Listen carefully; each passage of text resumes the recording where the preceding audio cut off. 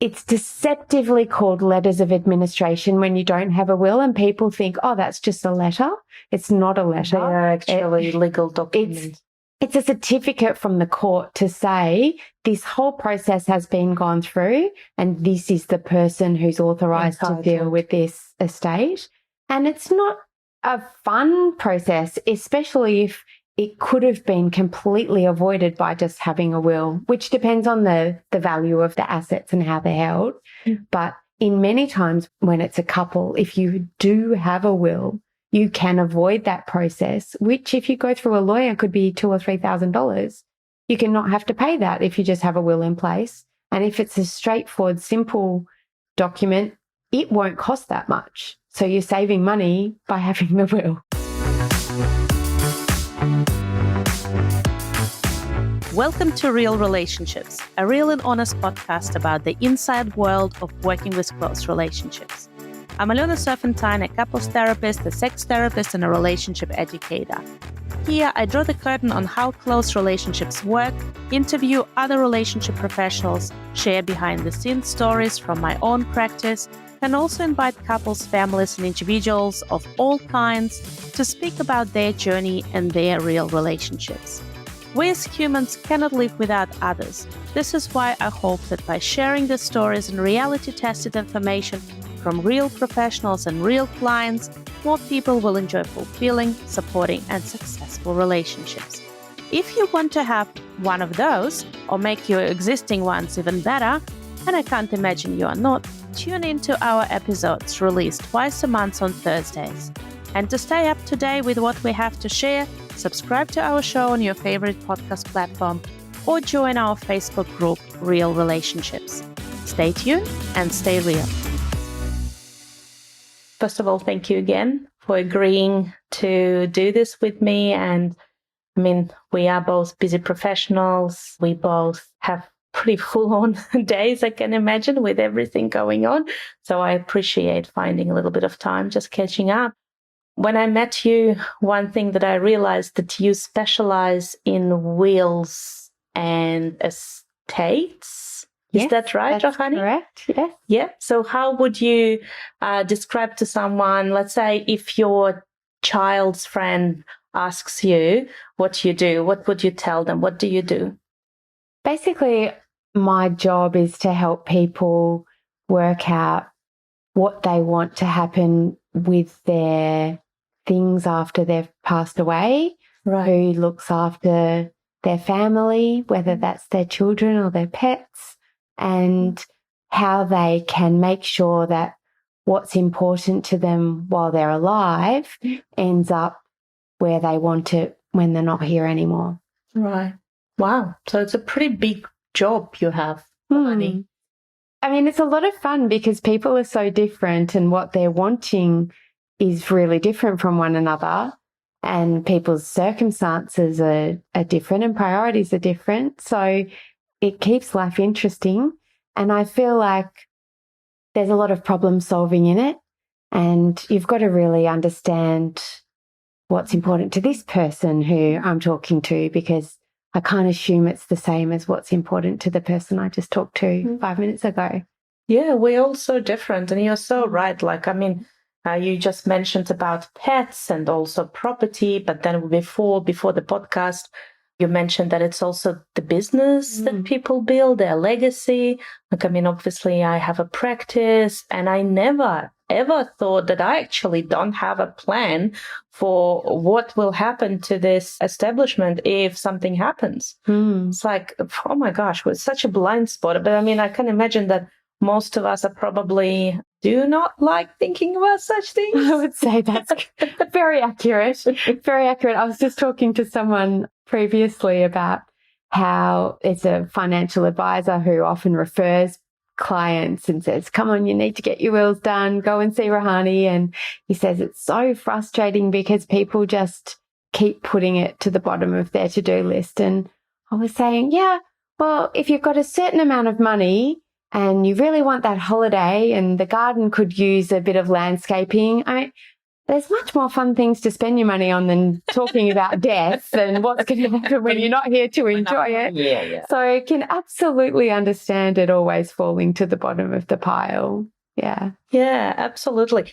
If I were a bit cynical about that, I say, all right, my husband always says, well, when I'm dead, I'm dead. I don't care anymore what happens to me. Like I had a conversation with him a few years ago, which I know he probably thought, what the hell is she thinking to do? But I kind of was saying to him, hey, where would you like to find your final resting place? And all of that. And he just completely pushed this conversation aside. He didn't even want to throw out some ideas just for the sake of it. He's like, no, I'm not thinking about that. But he always says, like, when I'm dead, I'm dead. I don't care what you do. But it may be valid for some people. It may not be valid for others. But I can imagine that a will is not just about the person who is passing. Oh, it's really not at all about the person who's passing. I mean, it is their opportunity to have their final say. And for some people, that is incredibly important. There are some people who will update their will every 6 months. You know, oh, this person's annoyed me, or, oh, I forgot to mention this, or I've got a new grandchild, or whatever the case may be. And they're very fixated on that legacy that they leave behind and getting it right. I mean, it's a very common saying, you can't take it with you. And there's two ways to approach that. There's, I won't be around. I don't care what happens. Or there's, well, I can't take it with me, but what I can do is make sure that what I leave is left in the way that I want it to, supporting the people that I love, and that things are easy for them. Because although sometimes people can fluke their way through, not preparing ahead of time almost inevitably leaves a real mess for people. And so you might not care what happens to the funds, but it's worth thinking about whether you care how much of a pain in the neck you've been for the people who are left behind, because honestly, they want to grieve you without all these extra headaches of jumping through hoops and paperwork because you haven't thought about how things pass or put things in order. Right. So my mind straight away is starting to think, okay, what are some of those stories? What are some of those scenarios that you probably can share just simply from your professional and personal experience that are very real when things are not taken care of? I mean, there's some really straightforward examples. So one might be, you might have, say, a woman who's gone through a really awful divorce and she's got a couple of kids and she's managed to fight for custody of those kids, and she can't think about not being around. So she doesn't bother to do a will because she thinks, well, I need to be there for my children and I'm not going to die. That's it. Absolutely. But if that person, and this has happened numerous times, they do pass away, it's true that without a will and being divorced, their assets pass to their children. But without a will, the children's parent is the person who's in charge of those funds on behalf of those children. And often what happens... Which is the ex-partner. Which is the ex-partner. And often what happens is the family members who have watched her go through agony and fighting with this person go, that is the last person she would want. That person gets to be actually in charge of her estate. They get to choose where she's buried, what's on her headstone. They get to know everything about her because they are the person who's entitled to administer her estate and make all the decisions on behalf of the children for what is her final resting place. Is the house going to be sold? What are the investments going to be? You're saying that if the divorce hasn't been completed... No, even if it has. Even if it has? Because they're not entitled in their own right. They're entitled on behalf of minor children, because minor children can't step in and make those choices. So you'll have family members going, this is completely inappropriate. It should not be that person. Yeah, because that person is ex-partner. Yes, that person is the father. Let's say it's the father of the children. and they think that's gone, and then suddenly it's back in. And in not really just back position. in, exactly. Yeah. But making all these decisions because naturally it would be then the right of the children, but they're minors. So it goes up the chain to the father. Correct. Oh my goodness. So, I mean, that's a really classic example of something very simple where actually the money's still going to the right people, hopefully, ultimately, through the children, father, for the children, example. you know, but it's who's been put in control. Similarly, so the who is in control is one really important element of the will. I had one situation where it was a de facto relationship. Mm-hmm. They had no money, housing commission, full pensions. And very sadly, this man passed of drug overdose and his parents blamed the partner. They had money. They stepped in and said, we're going to take control. We're going to pay for the funeral. They didn't tell her where it was going to be. They didn't put her on the headstone. And she was like, I want him cremated. I want the ashes. And she didn't have the money to fight about it, but legally she is the person entitled. So we were liaising with the crematorium and the cemetery to say, you're dealing with the wrong people. It's a sort of, I mean, it's awful to say about a body, but it's possession is 9/10 of the law. Money talks as well. You know, they could pay the bills. She couldn't pay the bills. But if there was a will to say this person is my executor, this person is therefore the decision maker, the parents or the partner, then you show that to the cemetery and they say, sorry, we can't take your instructions, even though you're paying. We have to take the instructions of the person who's been named in this position in the will. So, I mean, oh my gosh, my mind is just spinning right now thinking about all of this and realizing how will illiterate I actually am. And also probably for the sake of our listeners, it would be really good, Rohani, if you just give very briefly an overview to what the situation actually is if you don't have a will. Like who has the control if there is no will? So what's the default position? Yeah, it's really interesting. It's different in different states. Right. So I'm talking Victoria. Yep. And it depends on how complex your personal situation is. So if you've got a pretty standard situation, then... Yeah, let's say married, with kids, no divorce, none of this. So what's happening there? Okay. In that situation, it's going to be your spouse. If you don't have a spouse, it's going to be your kids. And if they are minor? If they're minor, the guardian or parent of the kids on their behalf, unless they agree. So you can make arrangements for it to be someone else. And often in that situation where the family steps in and says, no way, it shouldn't be this person for these reasons, it is negotiated that that parent will step out and a different person will come in. But it's just another headache and more hoops to jump through. And if the parent chooses to be difficult, then... Okay. But so... spouse or domestic partner is the first. And when it says domestic partner, what's the definition of a domestic partner? A boyfriend of 2 weeks? If they're living together, yes. For 2 weeks? So essentially, the definition of domestic partner is different in an estate as it would be in family law. So in family law, you've got this definition, I think 2 years. In an estate, we're talking about date of death. So if you can say...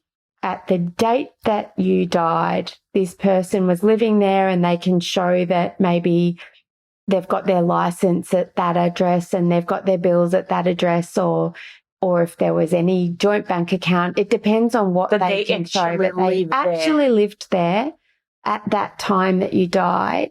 There's no requirement to show that there was a particular length of time. It's date of death. Wow. So... now, in terms of then if they were claiming money from the estate, both the past and the future are relevant. So it may be that it was a relatively short relationship, but the plan was to continue, married, for example. And the court takes that into account in terms of you're now grieving the loss of a loved one. You shouldn't also be evicted.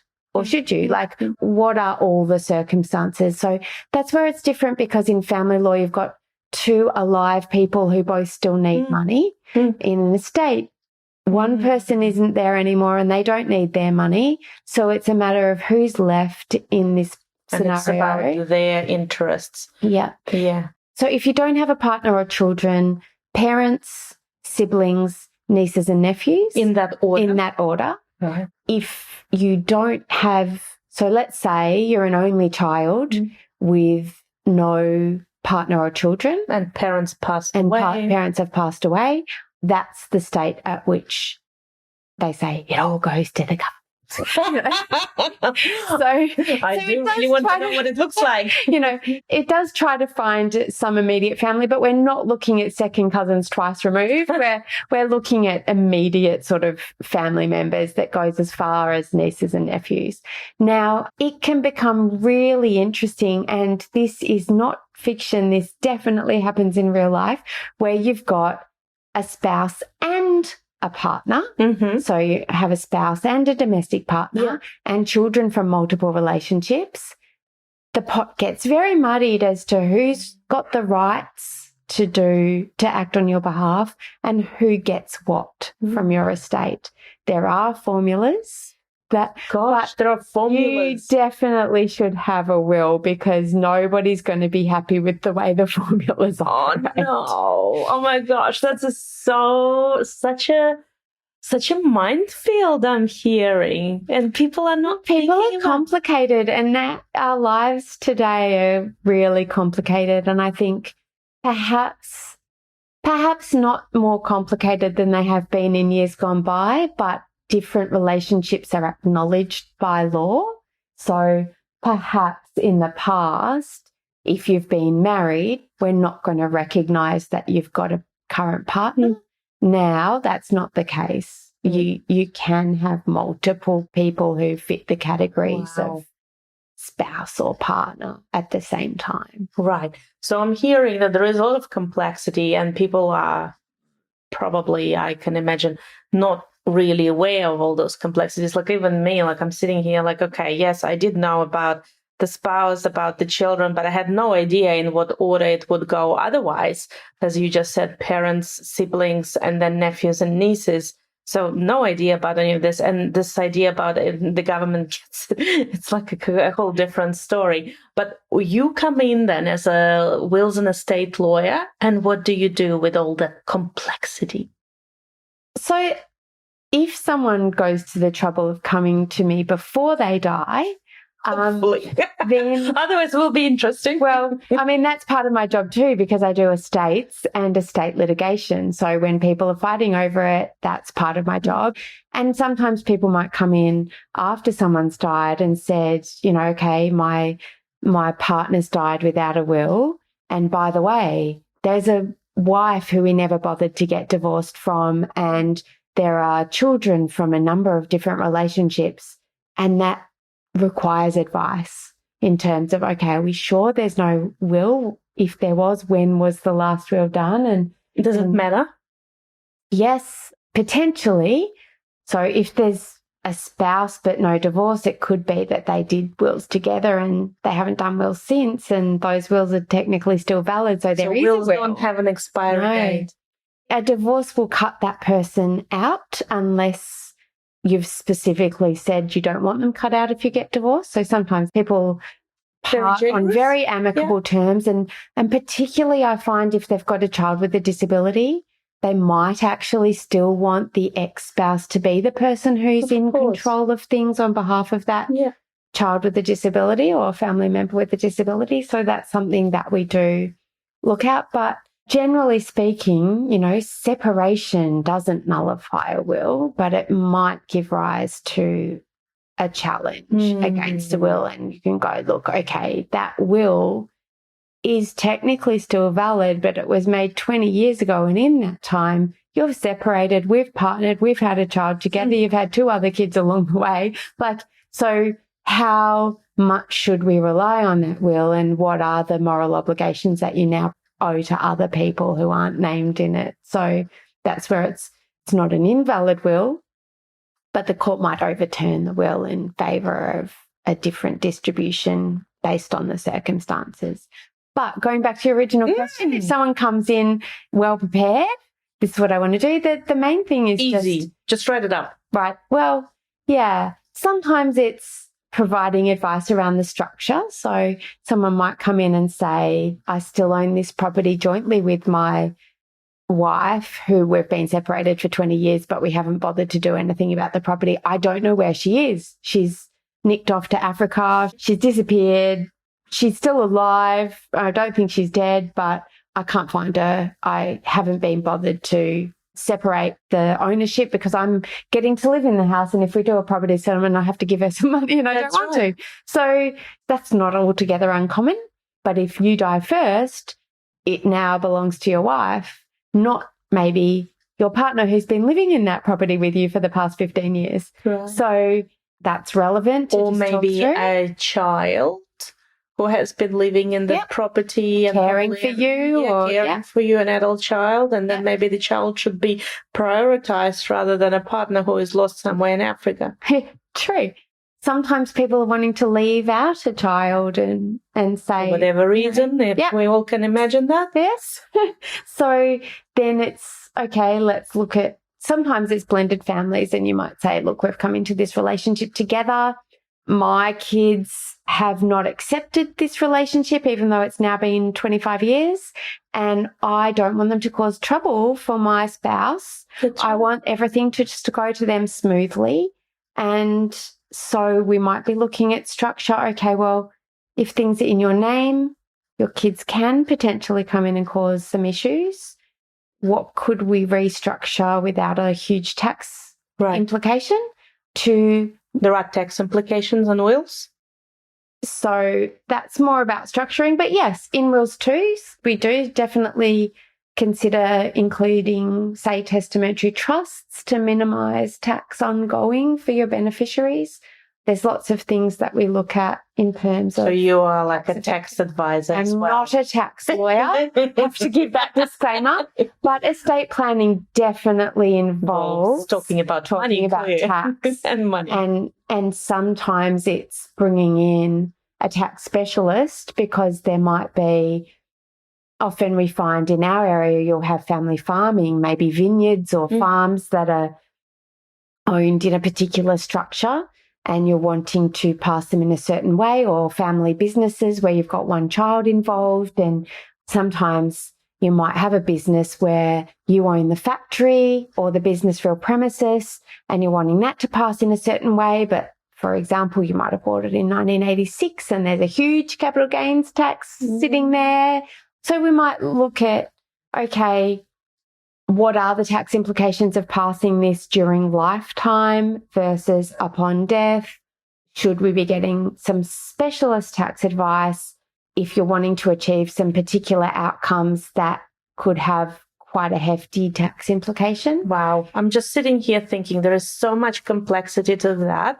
And it sounds like people really need to get advice when it comes to specific situations with wills and estates. I feel like that's the big thing. I mean, anyone can write a will. And you can get like from you can get online, a will kit, you can get it online. It's not difficult to write down what you want. Having said that, sometimes English is ambiguous and the interpretation of what you've written can be a big mess in and of itself. But let's assume you've got the words right.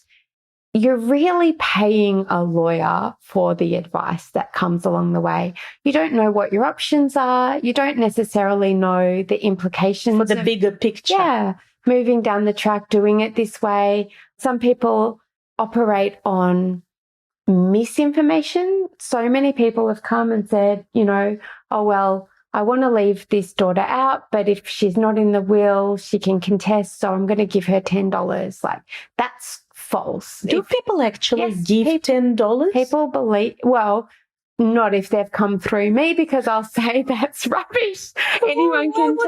Because sometimes people have been told that if you give something, they can't challenge. Oh my gosh, what a slap in the face. Seriously. So Yeah, the advice is the component that's important. And it's really interesting because people often do think of wills as being expensive, and a good will is not $100. There will be a price that comes with it, but people pay insurance every year without thinking about cheap. it. You know, you'll have your home and contents insurance and your car insurance and maybe your life insurance. Tell me about it. Now, you really only have to do your will once and then think about it every few years, but you might not need to redo it for 10 or 20 years. So it's a one-off cost that may, for many people, be around the cost of their annual car insurance or home insurance. So it seems like false economy. It would. And I think you're right. Like, I mean, a will that is done properly, you know, you've done it, you don't need to worry about it, provided your life circumstances don't change. So it's there, right? You've got that insurance in a way that it's there. I'm just thinking about me and the fact that I also need to update my will, which was done quite a few years ago now, and circumstances have changed. Do you have any tips for having a conversation with your partner about that? Funnily enough, it comes from a couples therapist, but I'm wondering if a wills and estate lawyer can tell me how I can get my husband, who doesn't want to think about dying, to do it. Yeah, it is really challenging. And it obviously depends on the individual. And sometimes those conversations with couples can be really difficult, because I had one the other day where it was a blended family. So they each had their own children. And the wife said, I've brought everything into this relationship. And at the end of the day, even though I'm happy for you to have use of it, I want 100% of it to come back to my children. I don't want it going to yours. And the husband wasn't thrilled with that, because there was perhaps the perception of undervaluing his contributions, even though they weren't financial. And you can flip the gender roles there, you know, whichever party it happens to be. Often you'll have a man who says, I've earned all the money, you've contributed nothing.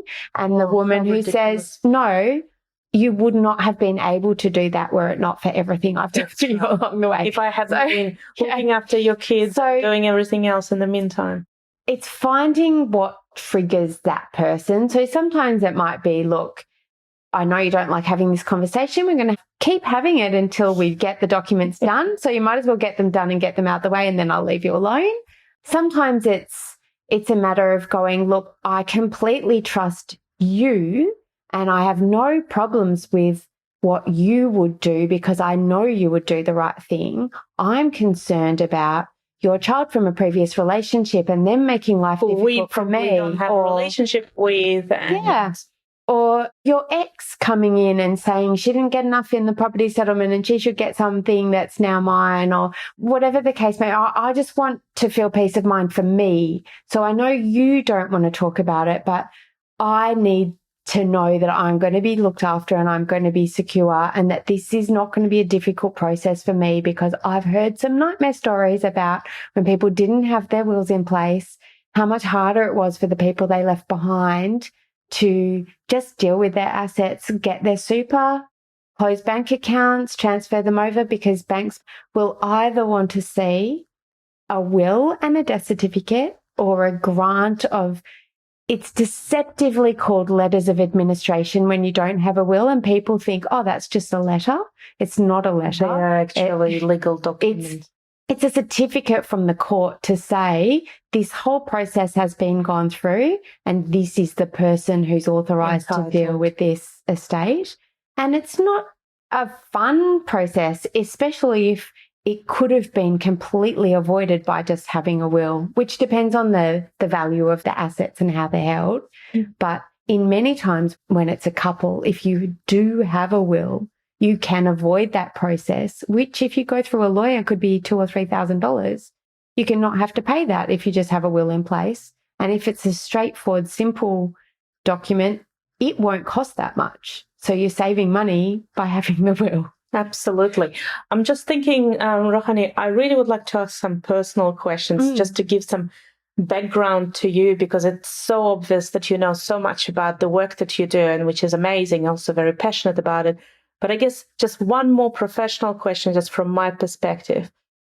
Let's say a person passes away. how do we actually know that there is a will in place if this person never said this to anyone? Yeah, that is a great question. I'm sure we're overlooking many wills.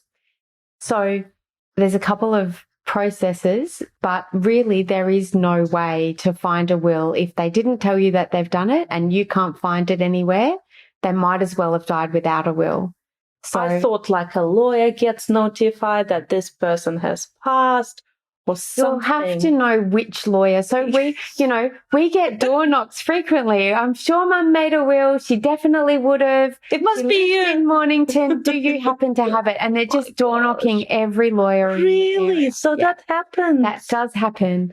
Having said that, as a person making a will, there's a few things that you can do. So, number one, you can actually deposit your original will with the Supreme Court of Victoria. Okay. And then if you have assets in Victoria when you die, that register of the wills held with the court has to be searched before anyone can deal with your assets. Oh, So that's smart. It will show up there.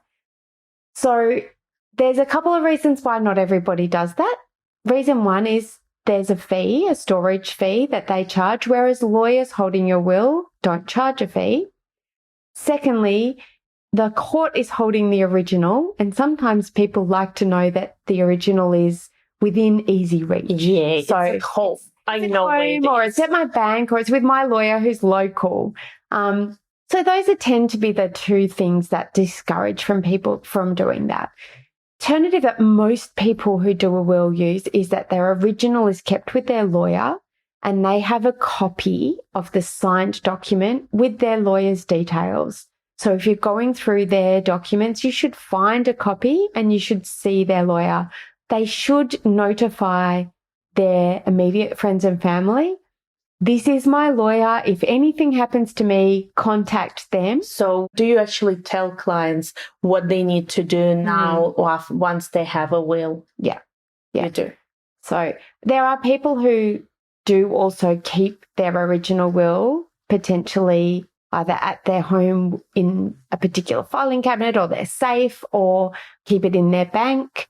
The only problem with keeping it themselves is if it can't be found. Let's say I'm going through my dad's house after he dies and I know he did a will and I have a copy of it, but I can't find the original. The legal presumption is that he chose to destroy it and it's revoked. So you actually... So if my brother doesn't like what was in that will and he secretly got rid of it, I can't do anything with that. Yeah. We need the original So always. the original is essential unless the original was held, say, at a law firm. And let's say this doesn't happen often, but there was one law firm decades ago. They lost the will. They shredded all their original documents. Gosh, I can't believe it. So they had to, at their own expense, reinstate once they realized. I think it was, some work experience students or something who had been sent to shred all these old files. Yeah, and, old. but it really doesn't happen often. Usually the lawyers But I did actually think that, Rohani. How safe are they actually? They generally are very safe. But if for some reason the original can't be found by the lawyer, if the information demonstrates that the lawyer held it last, you can prove a copy because you couldn't possibly have destroyed it. You didn't have it. So you haven't revoked it. And the lawyer would have to do an affidavit to the court to say, we held the original, we've lost it, here's a copy. We did not give it back to the clients again. But at least there was no other original or it was not destroyed. Yeah. Yeah. So, okay. Wow. Very interesting. So basically, rule number one I'm learning from this is once you have a will, you need to tell everyone that you have a will. Well, people who you want to know that, yes, I do have a will. And then also keep a copy somewhere where people surviving you will be actually able to access it. Yeah. Or details like sometimes I, have clients who are elderly in aged care or even not in aged care, and they'll have just a list of people to contact when I pass away or something happens, and the lawyer is on that list. Probably quite high on that list. Yeah.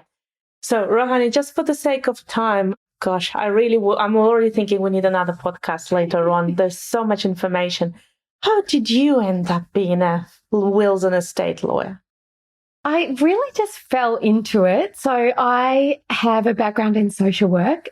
I was finishing off my law degree and all of my friends were applying for what at the time were articles places, which is like a practical training year, just like your medical residency, I suppose. Right. So you have to go out and work for a year.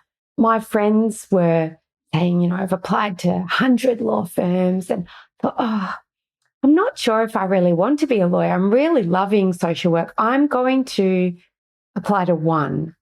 And if I get the one, I'll take that as this is the path to take. Mm-hmm. And if I don't get it, I'll continue with social work. So I applied to my one and I did get accepted. And I said, look, in social work, in social work, I'd been doing a lot of work in domestic violence. I managed a domestic violence shelter. Wow. And I said, I'm really interested in family law. So I said to the firm that took me on, I'd really like to do family law. I won the Monash University Family Law Prize when I was, for my class. So it was like, this is my field, this is my area. And they said, yes, you can do family law as a rotation, but we just need you in wills and estates first. So I was placed with the most amazing wills and estates lawyer who's very well known in the field and is considered a bit of a guru. And he was just such an incredible mentor. And when the time came for my rotation, he said to me, look, I know you're rotating to family law. I know that's your interest area, but I would really like to put it out there that once you've finished your year of practical training I'd like to offer you a job in our wills and estates team. I think you're really well suited to this. And I said, well, to be honest, the office was in Box Hill at the time and I was moving down to Mornington and I was pregnant with my third child. And I said, I'm not going to want to work full time in Box Hill. I'm going to be looking for something else that's part-time in Mornington. And he said, leave it with me. He came back and he said, I've got a proposal for you. If you don't rotate to family law, you stay in wills and estates for the entire year, I will offer you a part-time job in Mornington for us doing wills and estates. Amazing. Yes, no brainer. And what I found in the course of the year of training was wills and estates gave me everything I loved about family law. It's personal. You're hearing stories. You're interacting with people. And it's a bit of social work too. But it's less crisis driven. So people are coming in to do wills in high points. This is a great area of law because people often come in to do a will. I've just got married. I've just had a baby. I've just bought a house. I'm about to go overseas. Happy people. This never happens in the law. In family law. In any kind of law, really. I mean, most lawyers deal with people who are going through really difficult times. So it's a happy space. Obviously, estate administration when people die is not happy, and estate litigation when people are fighting over wills is not happy. But I really enjoy those areas too because they add to me in the planning so I can see, all right, how easy was this process? What went wrong? What can we improve about the planning stage? And also both of those, but particularly the estate litigation, give you more opportunity to develop the supports for the client because wills are quite transactional. You come in, you get your will done, you go. I might not see you again for quite a few years. With a challenge, it's an emotionally draining time. There's a lot going on. It's not a pleasant experience. Even if you are one of those people who loves a good fight, there's nothing fun about it really. But I'm able to then hopefully give some good and practical advice and let you know this is the process. These are the costs involved at each stage. Commercially speaking, this is a good point to stop, or unfortunately the other side's being so unreasonable that we're going to have to keep this fight going a little bit longer. But here's how we can support you through that process and hopefully make it not a lifelong trauma, because those kinds of situations can be an embedded trauma that people just don't get past. Absolutely. So how many years have you been now practicing that type of law? 17 Wow, years now. 17 years. And it sounds like you you found it? I love it. I really, really love it. It's interesting. As I said, there's a bit of problem solving. You get to meet people, chat to people, hear about their lives, hear about what's important to them. As I said, everyone's different. So my day is not boring ever. Never the Never same boring, again. never the Wow. same. Yeah. Where do people find you, Rohani? To hear more of your stories, which I would love to continue hearing too. So I've got my website, which is Sage Succession Law. So just www.sagesuccessionlaw.com.au or sagelawyers.com.au. Either one will work. So it's green. Green. Yes. Green. Like sage. Sage. Yep. I've got a few podcasts. So particularly for people who are interested in planning for children with disabilities, I've done a podcast with a group called Loop Me In. Beautiful. And also with Australian Unity. Wow. Specifically talking about planning for beneficiaries with disability. I'm also thinking, Rohani, it's just something, I guess, to put out there is if you like talking to me and if you feel comfortable on this couch, I think you as a mother of children with special needs would be an amazing guest at another podcast, if that would be comfortable for you, because I know you have 4 children. I do, yes. You have 4 children and some of them... 2 of them have diagnoses, yeah. Yeah, so, and neurodiverse diagnosis from what I understand. And I know the amount of clients I see at the moment who have neurodiverse children is quite significant. So for them to hear from an experienced mother who has been through everything, especially not just with one child, but several, I think that experience will be invaluable as well, Rohani. Thanks. I'd love to do that. Okay. Thank you so much. Thank you. And that's a wrap. Thank you for listening to this week's episode of the Real Relationships podcast. For more reality-tested relationship information, visit our Facebook group, Real Relationships. Or if you have a question or a guest suggestion for me to interview next, email me at podcast@alionaserpentine.com.au. Stay tuned and stay real.